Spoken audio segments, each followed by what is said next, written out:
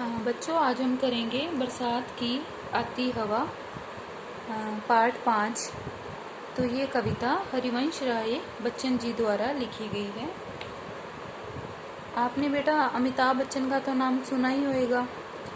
तो हरिवंश राय बच्चन जी हैं, ये अमिताभ बच्चन के पिताजी हैं, परंतु अब ये इस दुनिया में नहीं है। इनका 2003 जनवरी 18 को इनका निधन हो गया था और इनका जन्म था 27 नवंबर 1907 में हुआ था। तो हिंदी साहित्य में इनकी बहुत चर्चा है और ये अच्छे साहित्यकार और कवि माने जाते हैं।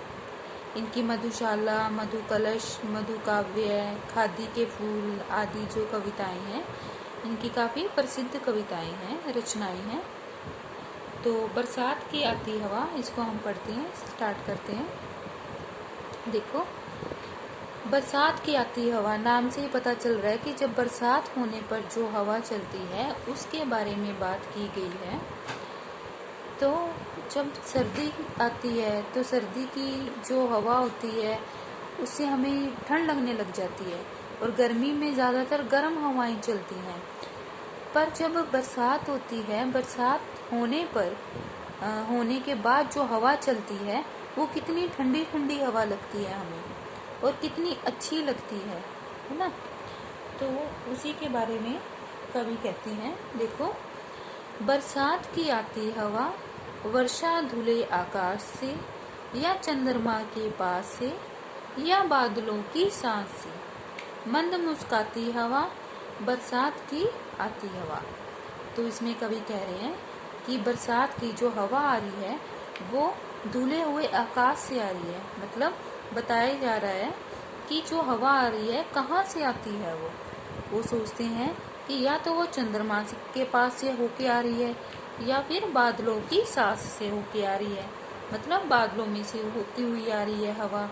मंद मुस्काती हवा, मंद मीन्स धीरे धीरे, आहिस्ता आहिस्ता मुस्कुरा रही है हवा और बरसात की आती हवा। आगे देखो, यह खेलती है ढाल से, ऊंचे शिखर के भाल से, आकाश से पाताल से, झकझोर लहराती हवा बरसात की आती हवा।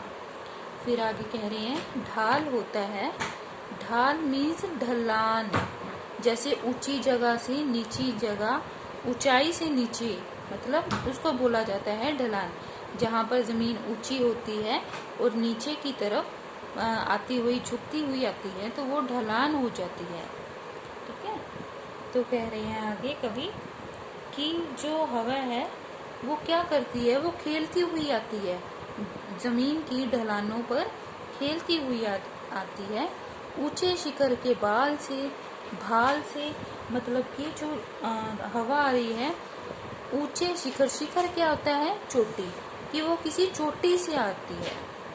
आकाश से पाताल से, आकाश मीन आसमान, पाताल जो धरती के नीचे भी एक जो माना जाता है, धरती के अंदर जो है उसको पाताल बोला जाता है, धरती के नीचे, और धरती के ऊपर आकाश होता है। तो वहां से होके झकझोर लहराती हवा, तो जो वो जोर से हिलती है हवा, लहराती हुई हवा आती है, बरसात की आती हवा। तो बरसात की हवा होती है जो इस तरह से आती है। यह खेलती तरुमाल से, यह खेलती हर डाल से, हर एक लता के जाल से, अठ खेलती इठलाती हवा बरसात की आती हवा। तो फिर आगे कवि कह रहे हैं कि ये खेलती तरुमाल से, तरुमाल क्या होता है, जैसे जो पेड़ होते हैं सीक्वेंस वाइज लगे होते हैं। देखो, जैसे ये पेड़ सीक्वेंस वाइज लगे हैं ना, एक लाइन में है ना, 1 2 3 ऐसी सीधी एक ही लाइन में जब पेड़ होते हैं उनको बोलते हैं तरुमाल।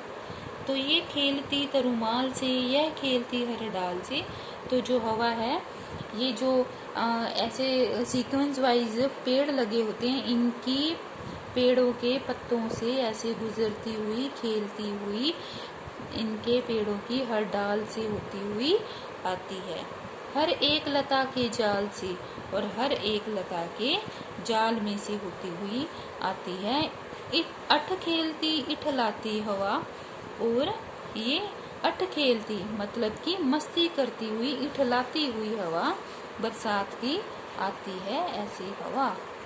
यह शून्य से होकर प्रकट, नव वर्ष से आगे झपट, हर अंग से जाती लिपट, आनंद सरसाती हवा बरसात की आती हवा। आगे कवि कह रहे हैं कि ये शून्य से होकर आती है, मतलब कि शून्य मीन्स वहां से स्टार्ट होती है जहां पर कुछ भी नहीं है। शून्य मीन्स जीरो, जहां पर कुछ भी नहीं है। नव हर्ष से आगे झपट, और ये जब शून्य से होती हुई हमें आकर नव वर्ष हर्ष से खुशियां देती है हमें, और आके हमें झपट जाती है ये हवा। हमें अच्छा लगता है ना, जब बरसात के बाद जो ठंडी ठंडी हवा चलती है उससे हम खुश होते हैं। हर अंग से जाती लिपट, और हमारे हर अंग से लिपट जाती है। आनंद सरसाती हवा, और ये हमें खुशियां बिखेरती है, और बरसात की आती हवा। तो इस तरह से बरसात की जो हवा है वह आती है।